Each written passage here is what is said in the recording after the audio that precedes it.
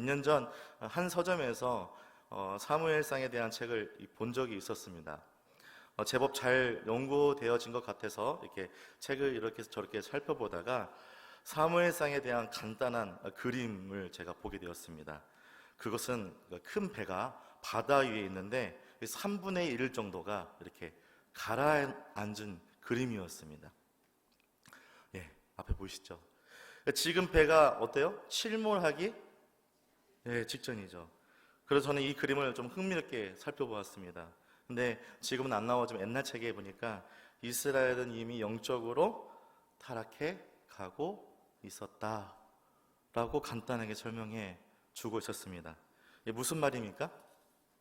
이스라엘 역사에 있어서 사무엘이 가장 암울하고 무질서라는 이 무질서의 그런 모습으로 몰락해가는 영적 어두움의 시작이 되고 있다는 겁니다. 아니, 영적인 암흑이 점점 끝에 다루고 있다는 것이죠. 갑자기 궁금했습니다. 이스라엘이 어려서부터 이렇게 타락해 가고 있었던 것일까? 여러분 알다시피 이스라엘은 하나님이 다스리시는 신정 국가입니다. 그렇죠? 하나님 함께 하시는 나라가 어떻게 이렇게 타락해 갈 수 있는가?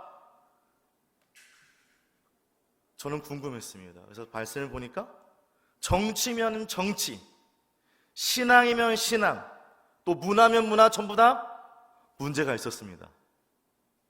우선 정치 문제를 한번 건드려 볼까요? 사무엘상 8장 5절에서 7절입니다. 같이 읽습니다.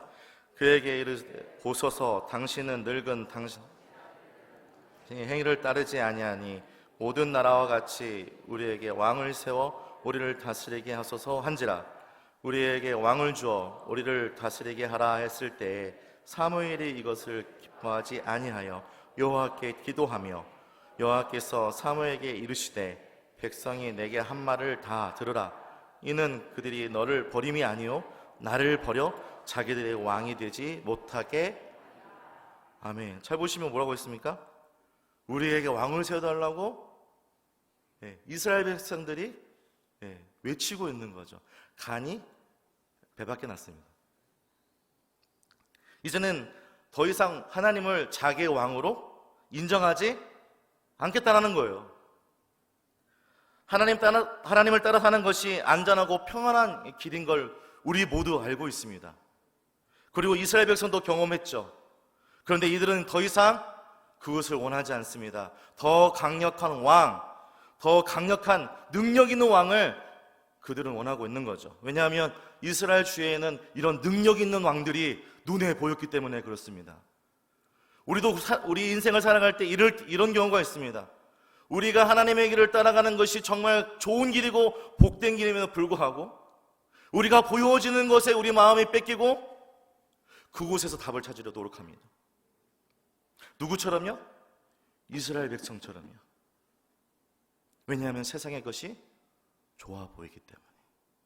좋아 보이는 건 무엇입니까? 비교할 대상이 있다는 겁니다. 우리가 받은 은혜가 큼에도 불구하고 세상의 것을 비교하는 거예요.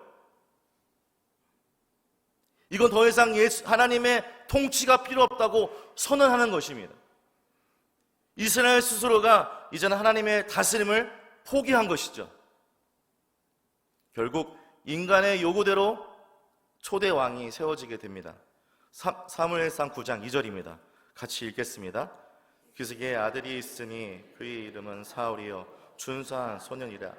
이스라엘 자손 중에 그보다 더 준수한 자가 없고 키는 모든 뱃서보다 어깨 이만큼 더 컸더라. 아멘. 보십시오. 사람이 하나님을 버리고 뽑은 기준이 뭡니까? 보기 좋은 거예요. 보기 좋은 떡이 먹기도 좋다. 네. 근데 막 이 보기 좋은 거, 우리 인생에 봤을 때 크고 멋지고 화려하고 우리가 요구하고 그것들을 원하는 사람 아닙니까? 그런데 그 사람을 뽑았어요. 그 사람을 뽑았는데 말도 안 되는 일이 자행됩니다. 이들이 선택에 어떤 결과가 따를까요? 처음에는 정말 잘 가는 것 같아요. 그런데 왕이 악행을 행합니다. 우상을 숭배합니다. 그리고 음욕과 더러운 것들을 행하기 시작합니다. 이스라엘 백성들을 온전히 이끌어 가야 되는 위치에 있음에도 불구하고 그들에게 죄의 기준을 보여주는 안타까운 현실을 성경에서 우리는 보고 있는 것이죠. 결국 하나님의 진노가 임하여 이스라엘은 어디로 포로로 갑니까? 바벨론의 포로로 잡혀가게 됩니다. 시간이 지나고 그들이 하나님 앞에 하나님 잘못했습니다. 하나님 용서해 주십시오. 하나님, 우리 하나님이 어디 있습니까? 이렇게 고백할 때 하나님께서 시편 126편 1절과 2절로 답하시며 우리에게 이렇게 말씀하십니다. 같이 읽어보겠습니다. 여호와께서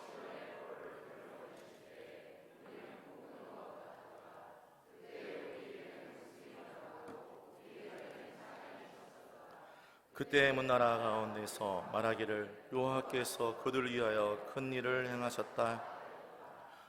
아멘. 뭐라고 하겠습니까? 하나님 곁에 있을 때가 좋았다. 좋았다. 그때가 좋았다. 그때가 좋았다.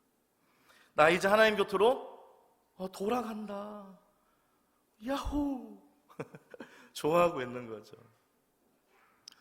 돌아보니 은혜더라.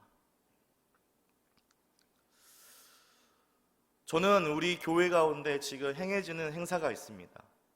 바로 이웃 초청잔치죠. 지금 이것을 고백할 수 있는 귀한 시간이 우리에게 마련이 됐습니다. 그런데 매년 행해지는 이웃 초청잔치를 통해서 여러분들이 경험했던 편견이 있을 거라고 생각합니다. 어떤 편견이요? 또 시작됐다. 아닙니까? 여러분, 하나지만 이 기회를 통해서 하나님이 나를 얼마만큼 사랑하고 계신지 전도를 통해서 알게 된다는 사실 우리는 명심해야 됩니다. 행사에 그치면 안 됩니다. 모든 행사는 의의가 있습니다. 의미가 부여가 되죠. 이 이웃 촌촌 잔치는 무엇을 부여하는 겁니까? 어떤 의미를 부여하는 거예요? 하나님의 은혜를 내가 돌아보고 그 은혜가 내 안에 넘쳐서 흘러보내는 통로가 되어져야 된다는 사실을 우리가 의로 삼는 것입니다. 우리만 구원받아 천국 갑니까? 안 되죠. 안 됩니다. 126편에서 고백했던 이들의 고백이 우리의 고백이 될 뿐만 아니라 하나님을 알고 잠깐 쉬고 있는 백성들에게도 기회가 된다는 사실을 우리는 명심해야 됩니다. 그러면 신앙은 어땠을까요? 사무엘상 3장 1절과 2절입니다. 한번 같이 읽어보겠습니다. 아이 사무엘이 엘리 앞에서 여호와를 섬길 때 여호와의 말씀이 희귀하여 엘리의 눈이 점점 어두워가서 잘 보지 못하는 그때에 그가 자기 처소에 지금 엘리가 어디에 누워있죠? 성전 안에 누워있습니다. 그런데 뭐라고 표현하고 있어요? 앞에서 여호와의 말씀이 여러분, 말씀이 선포 안 됐을까요? 매주마다 선포됐을 거예요.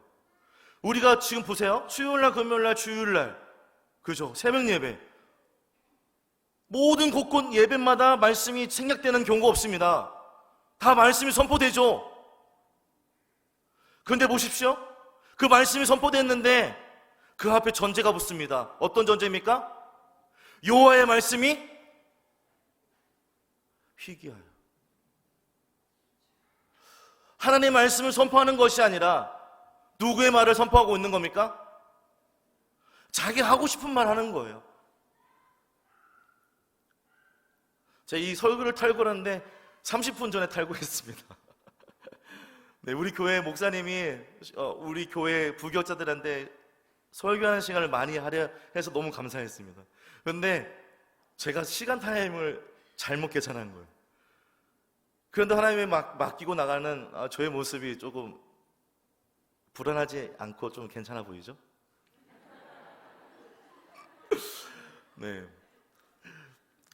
근데 정말 하나님께서 저에게 말씀 주신 것들을 묵상하고 기도하고 준비하는 가운데 이렇게 설교가 잘 써지는 경우가 있습니다. 바로 오늘 같은 경우죠. 감사합니다. 하나님께 너무 감사해요. 네.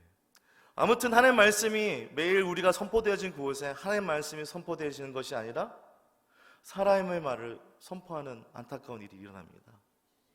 그 이유가 뭐라고 했어요? 엘리의 귀가 어둡다라고 표현하고 있어요. 하나님 성전에서 눕고 자고 기도하고 하나님의 계획의 뜻을 바라보는 제사장이 영적인 귀가 막혔다는 거예요. 그러니 하나님의 말씀을 온전히 선포할 수 없는 것이죠. 또 우리는 어떻습니까? 예배는 매일 들어지는 곳에 잘 지키려고 노력합니다. 그죠? 30분 전에 오기도 하고 또 기도를 많이 하려고 노력을 하기도 합니다. 그러나 하나님의 음성을 놓칠 때가 있다는 거예요. 서 있을 때, 잘 달릴 때 어떻게 해야 된다고요? 책짓질 해야 돼요. 혹시 우리는 매일 말씀이 선포되어지는 이 주일날 우리 담임 목사님 통해서 선포되는 이 말씀이 혹시 우리에게는 어떻게 들려오고 계십니까? 혹시 우리 귀가 어두워서 하나님의 말씀 못 듣는 안타까운 일은 있지 않으십니까? 혹시 여러분들 혹시 습관적으로 기도하거나 습관적으로 말씀 앞에 나오는 우리의 모습이 있지 않으십니까? 저는 오늘 이 회복을 통해서라는 이 회복을 주소서라는 이 말씀을 통해서 우리 사랑하는 우리 성도 여러분들이 또 저와 함께하는 모든 우리 성도님들이 예배가 회복되어지고 아멘? 믿음이 회복되어지고 은혜가 회복되어지고 주님 앞에 나아가는 우리의 심령이 회복되어지는 귀한 시간이 되기를 주님의 이름으로 축복하고 축복합니다. 이 두 가지를 보면 이스라엘 이 하나님과 관계를 확인할 수가 있습니다. 이스라엘 하나님의 관계가 어땠습니까? 좋았습니까? 아니요, 나빴어요. 나빴어요. 선포되어진 말씀이 어떻게 해요? 자기 말씀. 하나님의 말씀이 선포되어지고 정말 최선을 다해서 선포되어진 곳에는 은혜가 있기 마련입니다. 그런데 그 은혜가 단절됐어요. 앞에 보는 것처럼 어떻게 해요? 빵꾸가 난 거죠. 배에 빵꾸가요. 우리 인생의 믿음의 배가요. 빵꾸가 났습니다. 그리고 이제 이스라엘 백성들은 하나님 관계가 점점 멀어지기 시작하죠. 조금씩 단절되어 갑니다. 그런데 그 단절되는 모습이 멈추지 않습니다. 안타깝게도 계속 연장이 되어져 가고 있죠. 어떻게 지속됩니까? 다음 세대까지. 저는 오늘 여기 우리 찬양팀을 너무나 은혜 받았습니다. 아멘. 아멘이시죠? 저만 은혜를 받았습니까? 왜냐하면 이 청년들이 이 바쁜 세대에 자기의 모든 것들 투자해서 예배하기 위해서 싸우는 모습을 저는 옆에서 보거든요. 저는 우리 사랑하는 청년들을 또 담당하는 우리 백기태 목사님께 정말 잘하고 계시다고 이렇게 말하면 되나? 화이팅 하고 싶습니다. 청년분들은 좀 잘하고 계십니다. 그러나 이 이스라엘 백성들은 지금 단절된 상태에 있다는 거죠. 다음 세대의 유산이, 믿음의 유산이 끊겨지기 일부 직전입니다. 믿음의 유산을 물려줄 세대가 없고 그것을 받을 세대가 없다는 것이죠. 이 시점에 하나님은 우리에게 한 여인을 주목하게 하십니다. 그게 누구입니까? 한나죠. 여러분 알다시피 한나는 어떤 상황입니까? 아이를 낳지 못하고 있는 상황입니다.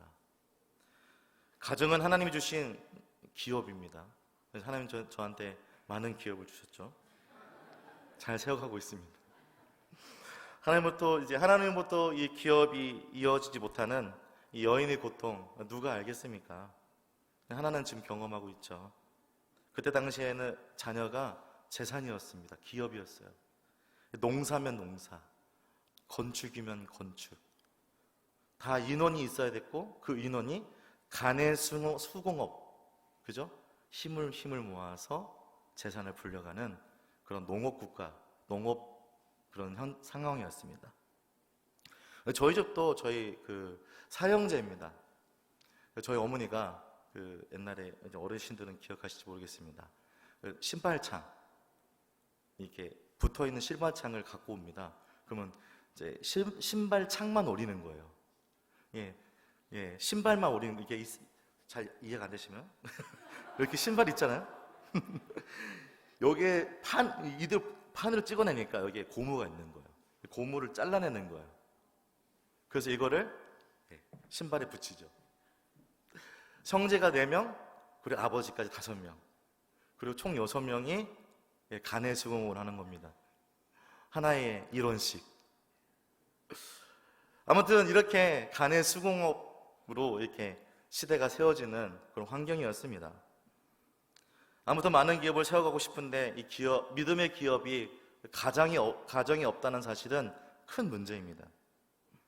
왜냐하면 자기의 위치가 약해지거든요. 존재감이 없어질 수밖에 없습니다. 그리고 그 고통받는 여인은 누구입니까? 바로 한나라는 거죠. 이것이 바로 이스라엘 현재의 모습입니다. 하나님의 풍성함을 누리지 못하고 끊어질 위기에 있는, 이대로 가면 이스라엘은 완전히 영적인 단절을 경험하게 될 것입니다. 영적인 단절은 곧 죄를 향하게 하는 길과 같죠. 죄의 삭은 사망. 그 저주의 길을 가는 안타까운 현상을 맞이하게 되는 거죠. 한마디로 하나님과의 영적 단절은 저주입니다.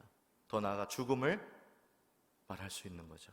이렇게 저주와 죽음 가운데 있을 때 우리는 어떻게 해야 할까요? 하나님부터 단절되어 저주와 죽음 가운데 향하는 우리는 어떻게 해야 회복할 수 있을까요? 우리는 이것을 성경에 찾아야 될 줄 믿습니다. 저주에 있던 한나가 어떻게 행동했는지, 또 그것을 통해서 어떻게 회복하는지 하나님 방법으로 우리는 봐야 되는 것이죠. 사무엘상 1장 10절과 14절입니다. 같이 한번 읽어보겠습니다. 시작. 한나가 마음이 괴로워서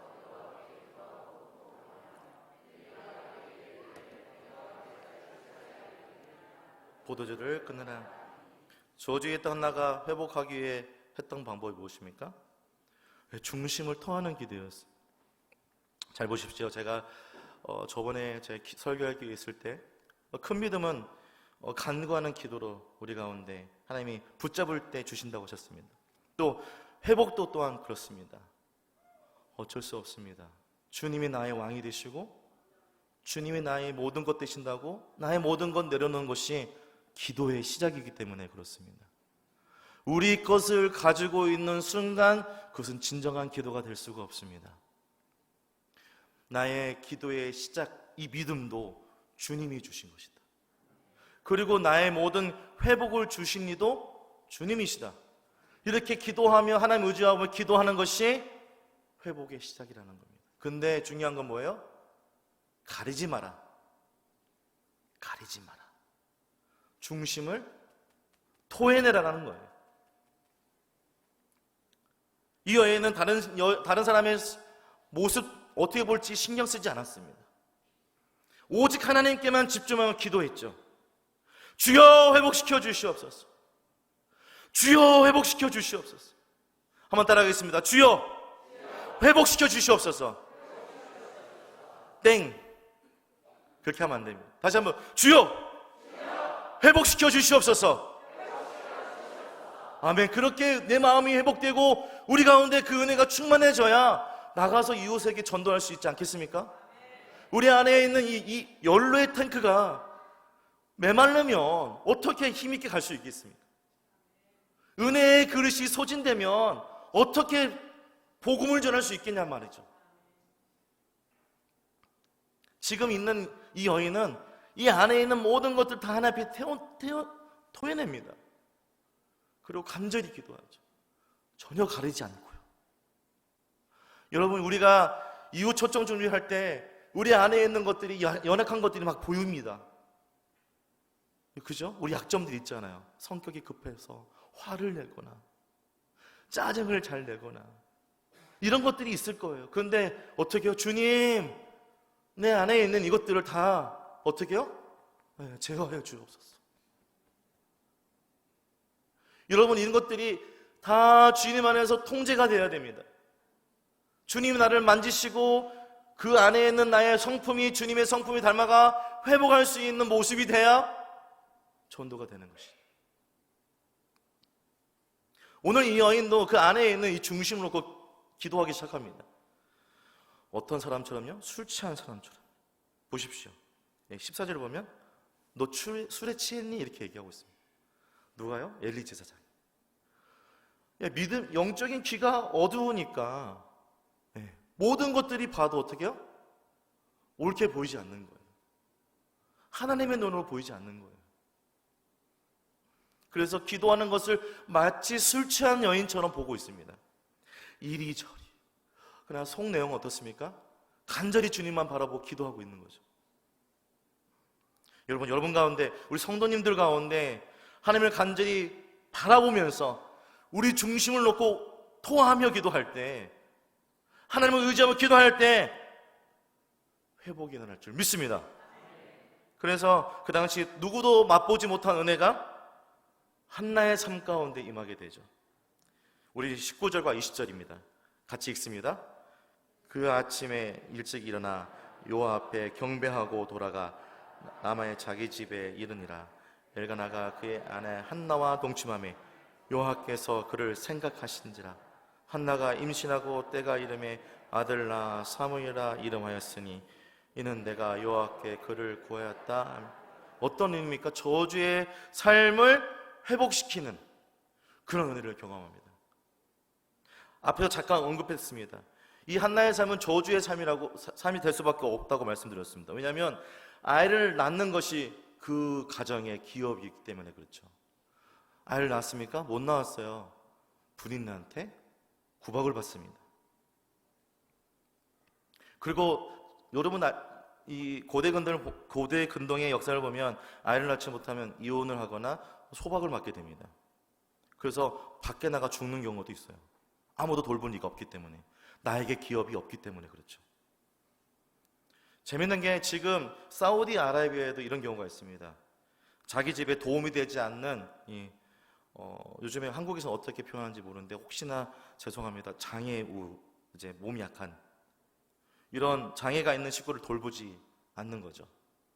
그거 왜 돌보지 않냐 이렇게 하니까 도움이 안 된다는 거예요. 내방치해 놓습니다. 옛날 고대 근동의 역사의 모습이 지금도 사우디아라비아의 그 삶 가운데 있는 거죠. 그걸 그들이 죽음에 이르게 놔둔다는 거예요. 아무도 분인날을 막을 수 없습니다. 두려움 속에 있는 삶을 한나는 살아내고 있는 거죠. 그러니 중심을 통하는 기도를 할 수밖에요. 이런 저주 속에서 중심을 통한 기도를 드릴 때 하나님은 귀한 아들을 허락하십니다. 그리고 생명을 회복하시죠. 그리고 하나님의 저주의 삶을 회복하셔서, 생명의 삶을 회복하셔서 그 한나의 기도 가운데 하나님이 함께 한다는 사실을 경험하게 합니다. 하나님의 은혜. 이 은혜는 한나에만 국한된 것이 아니라 우리의 삶에도 있어야 할 줄 믿습니다. 하나님은 한나의 그대의 모습 통해서 이제는 하나님의 거룩한 백성들이 이제 예수 그리스도께서 이제 하나님의 자녀들을 저주의 삶에서 생명의 삶으로 다시 회복시킬 것을 예표로 우리에게 보여주고 있다는 것입니다. 그러니 세상에 사는 사람처럼 살지 말고 누구의 백성처럼? 한나처럼. 누구를 통해서 이 생명의 은혜를 경험할 수 있겠습니까? 어떤 누구가 저주의 삶을 생명의 삶으로 바꿔주는 회복을 경험할 수 있을까요?